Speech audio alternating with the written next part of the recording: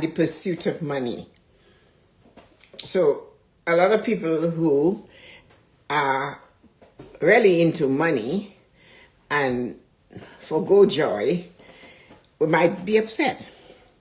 But I always come to you when someone asks, "Hi Colin, good morning," ask me a question about joy and maybe wanting to make more money. So sometimes though, we do so many things in our life that brings us a little bit of joy or lots of joy. And especially when we're younger, we forget. When we get older and we're retired, we let it go. We do not really care. We just feel more contented and we go for joy. What are we missing though in the younger days? Can you remember if it was important to you when you were younger to amass as much money as you can? And now that you have come to that time of your life, was it worth it? That's the question we often have to ask ourselves. That's what we went after. We pursued it. So the pursuit of money over the joy of in the moment of being. Was that an issue for you? Did you go after it with that in mind? So joy brings a sense of meaning, of fulfillment and inner peace. We know that. We know when we feel joyful, we feel good. But joy does not pay the living expenses. Joy does not buy food. Joy does not buy clothes. As I said, living expenses just to survive. So is there a balance that we can find? Is there something we can do? And if you want, you can put a question there and ask. I'll see if I can read the TikTok people. Welcome everybody on TikTok and Instagram. So, joy and the pursuit of money. It's great to be able to have all the money in the world to do all your things, you want to do. But is it going to help you to feel good? Or does money give you a contentment? So when you're doing something that brings you joy, for sure, whether it is emotional, mental well-being, joy connects you with your true self. It does, right? And it gets you're aligned. So if you guys who know for sure have known, hi Nancy, good morning, that when I always talk with you about joy. And joy is something that you have it inside of you. It's like a seed that doesn't go away anyway. We might let it die. It's an old the plant, it looks bedraggled and that, and then spring comes and you say, okay, you know what, I need to fix it. So that you can do with joy. But we forget sometimes that it is nurturing of the joy. We need the money. Living expenses, everything is expensive. People say that sometimes and they haven't really even given it the thought to see, is it really that expensive? But it's heard and we carry it with us. So when we are going to look for money and we have something to do, is it wise to find the balance? We need to find the balance. Money is a tool. It's not a source. It's a tool. It's a tool that we can use or we use to get us from point A to point B, to get us to have experiences we wouldn't normally have, and choices, to make some choices that are amazing. That's what money is really all about. Money is important, extremely important. It provides security, options, and comfort. You know, it does. It gives you comfort. But money doesn't guarantee emotional peace or mental happiness or joy. It doesn't do that.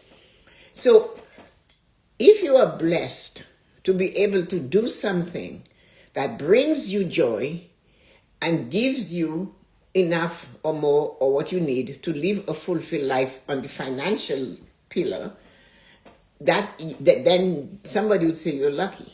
Should you go after that? Should you use what you do that brings you joy? You heard me say, when I do this, I feel joy. And I just love the feeling it gives me when I do that. If you have something like that, it is told that you should pursue it and see what you can do with it. Maybe it becomes a sideline or what some people call it, is it a gig or something on the side? So maybe you can do that. But if you are blessed to be able to use it as a career, then joy is in you. It flows endlessly. And people can see when you have joy. The thing is, though, we are so busy sometimes. Good morning, Yuko. How are you feeling today? We are so busy going towards finding the money and always demanding the money that we miss joy. And we have lessons. We have fairy tales about it. We have Midas and his touch. Everything I touch turns to gold. And then everything, including his children, turned to gold. And then you have the goose that laid the golden egg. Another childhood story, or maybe just that. The man had a goose, and every morning he woke up, he got a golden egg.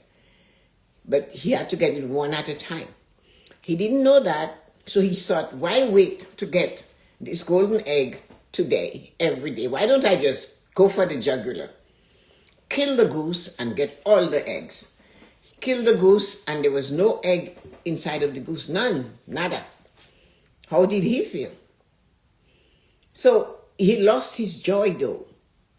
He lost his joy. The farmer had this cow that he could count of milking all the time. The golden, what did they call it?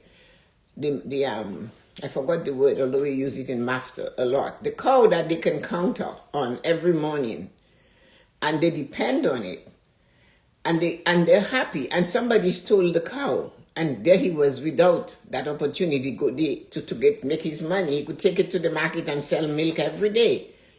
So what are we looking for? Hi, Ezra. Good morning. How are you feeling this morning? What are we looking for? Why shouldn't we spend some time with joy? What it is that when you do it, you love the feeling that it gives you. It gives you a feeling of joy. It is said that you should pursue it. Open it up. Look at it. And see if you can make it also give you money, the source. It can give you money as a tool. And if you are blessed to be able to do that, then you're okay. That's what they say.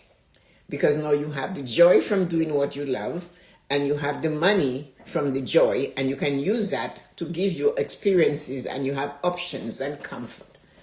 Then joy often, if you have joy though in what you do, and you persist, and you push through it, it gives you sustainable success.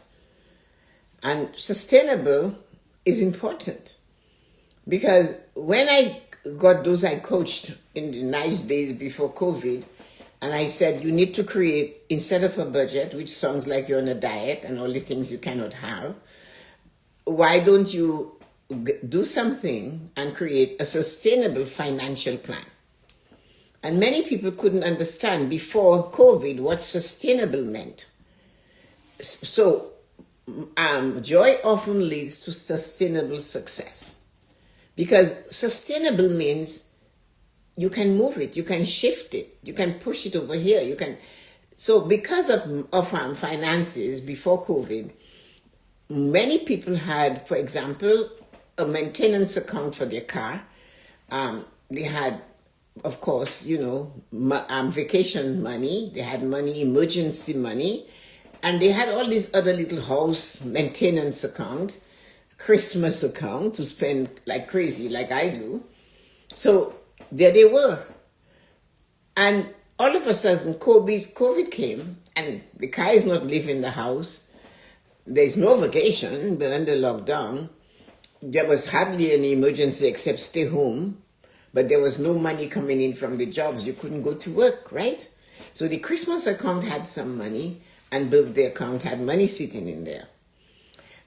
Amongst the 12 people that I had at the time that were doing that, working with me on that, only one person didn't have sufficient to weather the storm of COVID. Just in 1 year, just saving constantly. So they had the emergency account, had no emergency, so that money sat there and it grew year after year. The Christmas account maybe was empty or it wasn't there, but it grew enough for that couple of years, 20 to 21, until they stopped us, 2020 and 2019, until we got into the thick of things. So out of all of these, were able to use that money to be able to make sure. Hi, Kimberly, good morning. And Muhammad, and good morning and welcome to the morning blessings, guys. How are you feeling today? So they were able to use that money in those 4 accounts and they were able to sustain their living expenses. So joy is often leads to sustainable success. If you love what you do, you're going to be better at it. You're going to put yourself into it. And sometimes if we take that thing we love so much and we become an entrepreneur and we decide we are going to make it sweat to give us the money we are looking for, we might lose it. The joy gets out of it. You have come across people who tell you, I love creating, I love working, I love starting my business in tech and all of that. And the minute it becomes about how do we pay the rent, how do I pay for somebody to help me, the joy runs away. So the nuns said to us, when poverty walks through the door, love flies out the window. She was talking about a relationship with a man in your life. You know, you're 17 and you're listening to that. And she's saying, remember that when poverty walks through the door, love will fly out the window. So when you start your small business that you love to do, and you're doing well and you're just barely making it, but suddenly you realize you have expenses for that business and you need to put money into it and you don't have it. The love of that business, because of no cash flow to maintain the business, dissipates.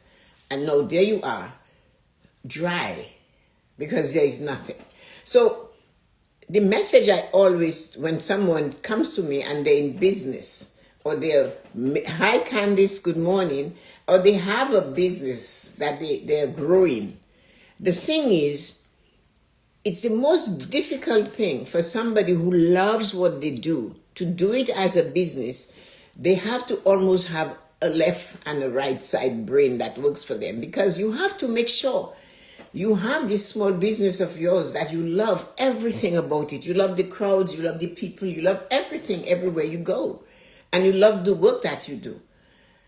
But from every sale you have, you need to build a savings account.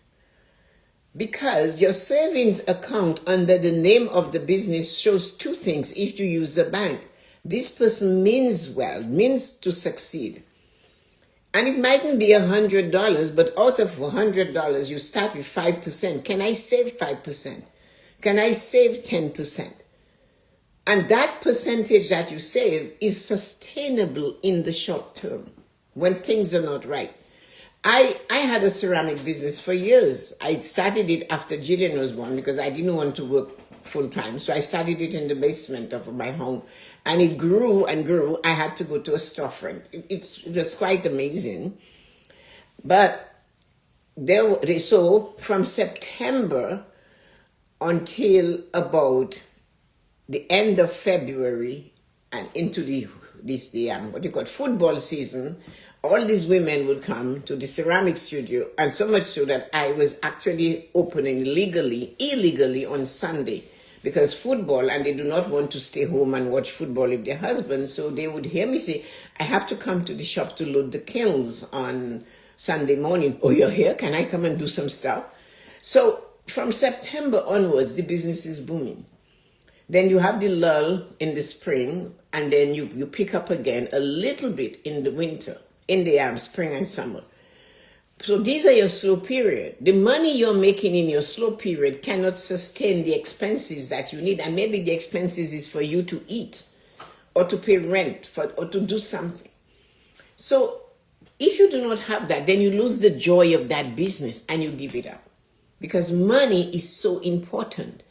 So because we know we have joy and love what we do, we need to balance it with a savings account for the business. That makes it sustainable. So that on the short term, when money isn't coming in, I would go to a show at the International Center and come home for 3 days and make over $200,000, just people buying and selling things. I invested a lot.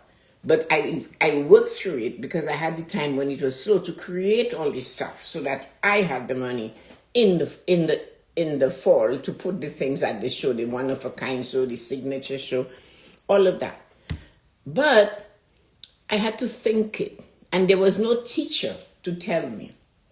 I had to sort it out. Hey, you're not making $30,000 every 2 weeks. No, you're making 10.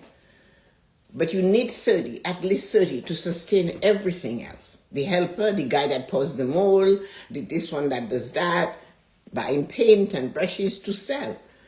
So all of that.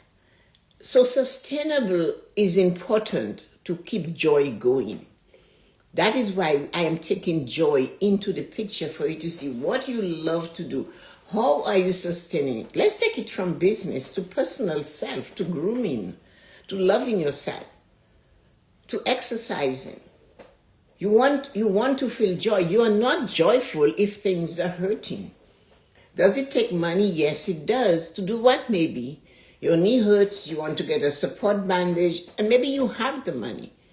But do you need to go to a massage? So you see, if it is important for you to be healthy, you still need to take action to build that joy. You feel good. There's no way you have aches and pain like, what's her name? Amma said yesterday she was incensed with the pain that she's inflicting to transform herself.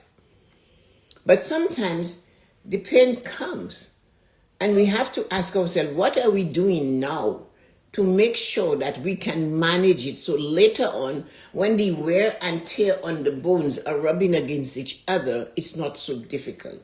What we need to sustain a balance in our physical activity to keep joy going. So no matter where we go amongst the 5 pillars, we need joy.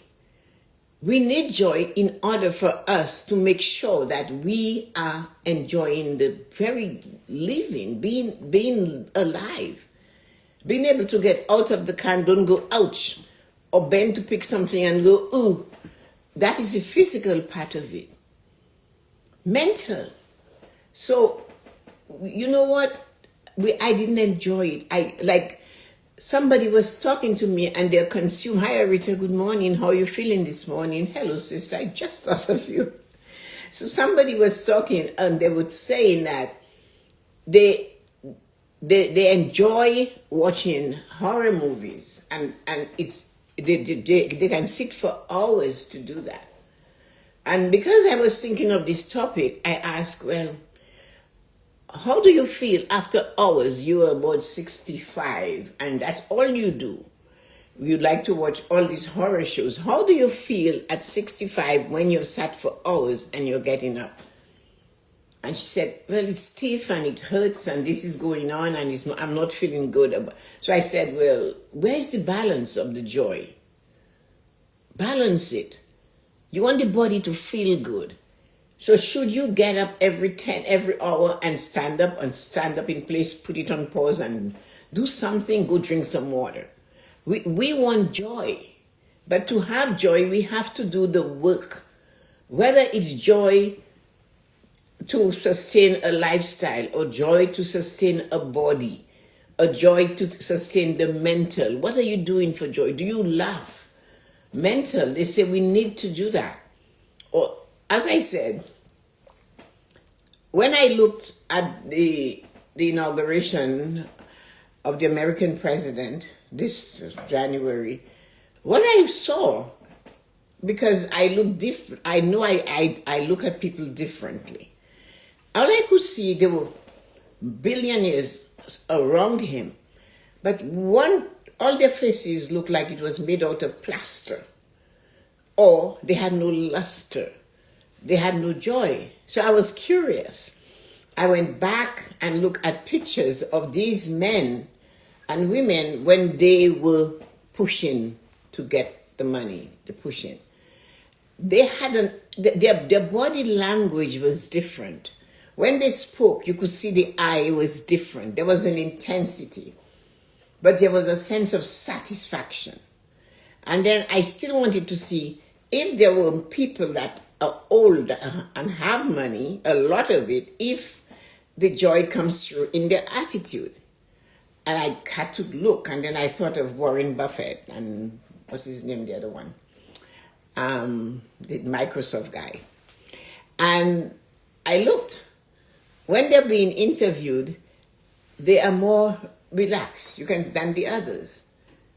Warren Buffett sits back, and Bill Gates, as the guy, he's always smiling. So there is a difference. So they did what they still find joy in what they're doing, even if they have so much money.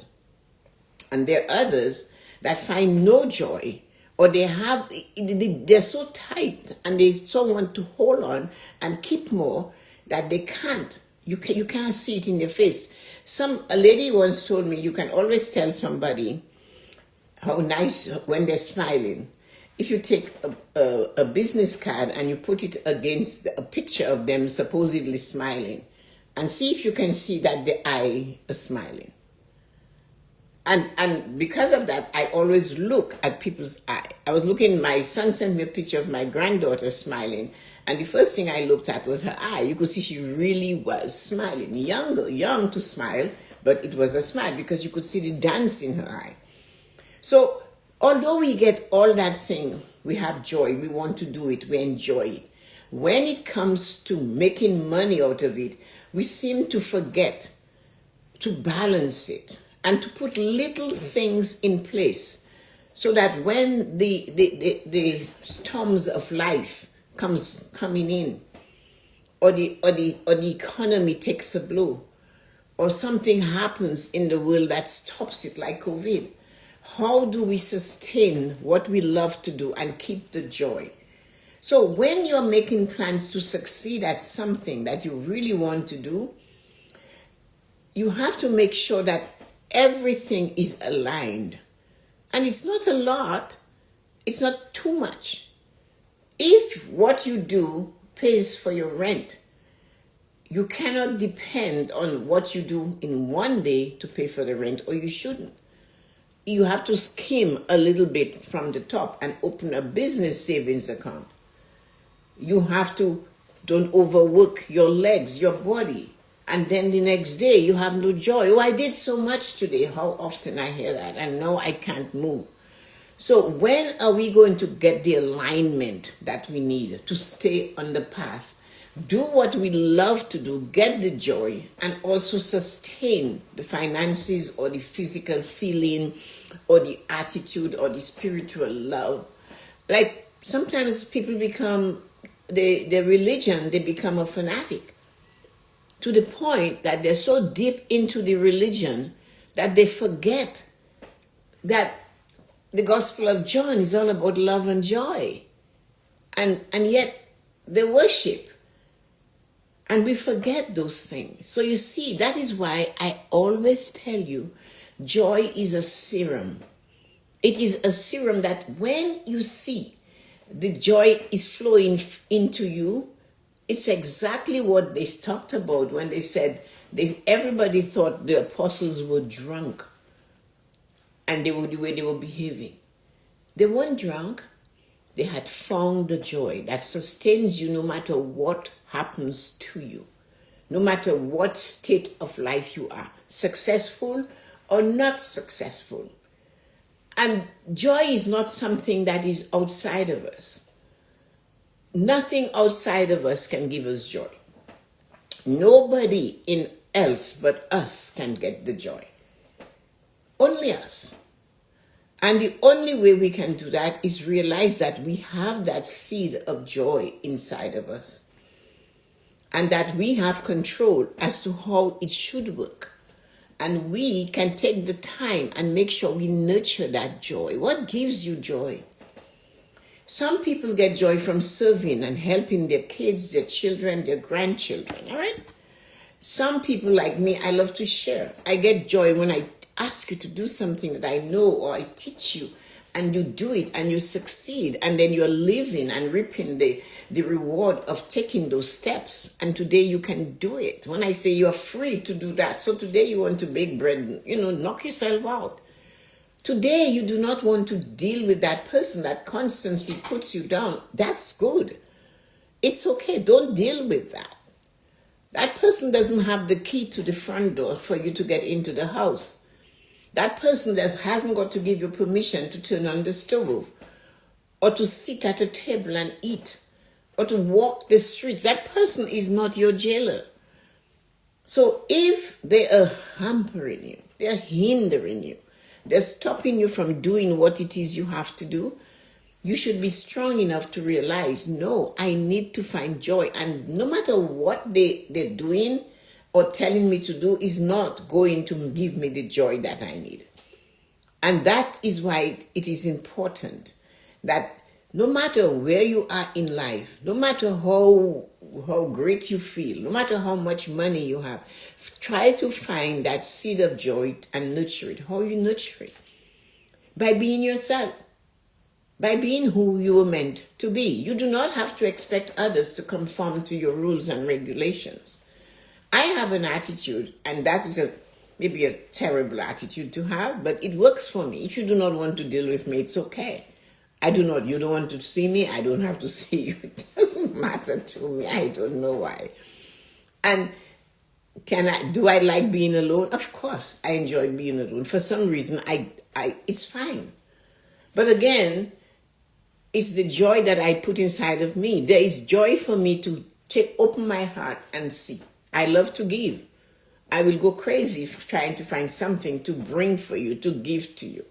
I will send you a note just to say, hey, are you okay? All of that is what brings me joy. So those things I nurture. And it is helping, listening. Oh, I better phone my friend today. Is thinking, how are you doing? Is like making sure, like when I went to my cousin's birthday and I gave her all those little boxes with all these little notes in it. She called 3 times yesterday. And you should hear her voice. She was just she said, I can't believe you took the time to write all of this. At first she called me, she said, it was so much to read. But I said, calm down and read it and enjoy it and compare it. She called back to tell me she loved it.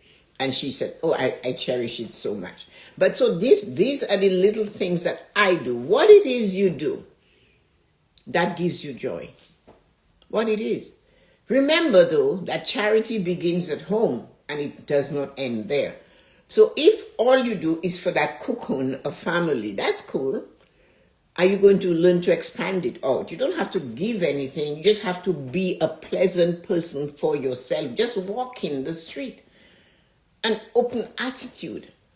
If that attitude gives you joy, then it's free. It's yours to take and to use it. So the job you have, the career you have, the entrepreneurship you are doing, the things you want to create, when you do it and you have other things align to enable you to do it really well, that's when you nurture the joy. Because joy, when I first fully experienced it, I think I mentioned it before, is that I was coming home one day and it just felt like somebody cracked open my head. It wasn't hurting. And they just poured this serum through me and it tinkled me. It just made me feel amazing. So I got home because I was not too far from home, coming down the hill to the lake where we are. And I was telling my husband, and he said, you only now found out you have this. So, and then I was explaining, it just made you're actually, no reason. I'm driving the car and I'm laughing. And I'm dizzy from laughing, just laughing. And then I realized, whoa. That is how it comes. But I was nurturing it. I was fooling around with it. I was watering it. I was giving it sunshine. I would look for joy in something. As I said, I saw there are trees you will look at. Have you ever seen on a branch, on a tree? One leaf is spinning, whereas none of the other leaves on that tree is spinning. That leaf is drunk with joy. It's just really drunk. That's why it's going on like that. And you see it I see it most often on a maple tree. And it will be, and all the others on the branch are there. None of them are carrying on, just this one. Maybe it's having a fight, maybe it's telling them off, but it's moving. And maybe it didn't like what that person said to what the other leaves were saying. And he turned around and told them off. And that's why they weren't moving. They were quiet. There, you've been told, leave me alone. I'm crazy. Let me do my thing. So which one of them are you going to use? Remember, hi Marina, good morning. Sustain yourself. Make sure things are aligned. Do not always go seeking for more money and live in joy on the side. If you need to sustain your joy, because sustaining of joy brings to success. Balance the financial situation. Find ways to salt a little bit away. They say salt, right? Because that's how they preserve things in the old days. Pickle it. Put it in a little account, in a jar. Put it in the freezer. I don't care. But have something that you know, and you think at the back of I got this. I have $50 over here. I have 500 there. I have 10,000 over there. I'm good. And celebrate it and feel the joy. Because if that brings you joy, watch the other pillars. Are you emotionally balanced? Are you aligned mentally? Are you aligned physically? What about spiritually? Are you aligned there? Or do you constantly want to correct others to bend and twist to be like you? Which one?